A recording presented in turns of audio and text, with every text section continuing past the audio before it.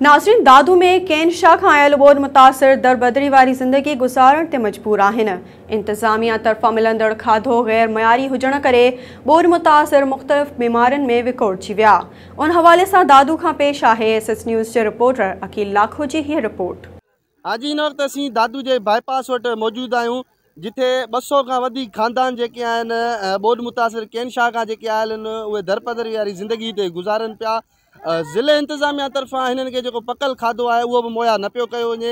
हितां जा जेके कैन शाह जा जेके हिते बोड मुतासिर वेठल आहिनि उहे जेके कैंपनि ते मौजूदु आहिनि, उहा प्लास्टिक जी कैंप आहे जेका तमामु गरम आहे। अचो त हिते मौजूदु बोड मुतासिरनि सां ॻाल्हि ॿोल कयूं, उन्हनि जो छा चवणु आहे। अहिड़ो मिले थो जहिड़ो बसि न आसरो न उमेद। खाऊं था बहितर बीमार ॿार असांजा पहिरियां ई 2-3 ॾींहं मज़हर जे पकवान ते हुयो कमु, त उन ते असांखे सही मिले पई, न दाॿो न छा न को धिको थिए पियो।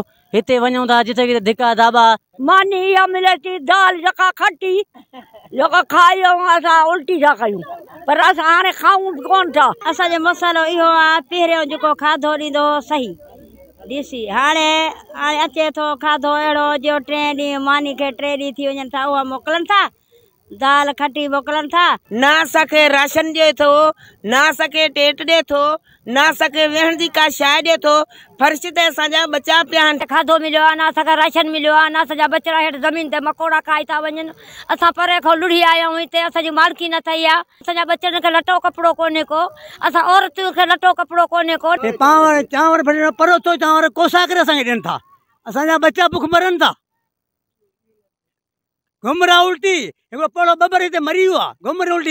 हा जी, बिल्कुलु हिते मौजूदु बोड मुतासिरनि जी तव्हां ॻाल्हि ॿोल ॿुधी, उन्हनि जो इहो ई चवणु आहे त ज़िले इंतज़ामिया तरफ़ां जेको असांखे खाधो मुहैया कयो थो वञे उहो कंहिं कम जो न आहे। खाधो खाइण सबबि असांजा जेके ॿार आहिनि नंढा तोड़े वॾा उहे मुख़्तलिफ़ बीमारियुनि में मुब्तला थियनि था।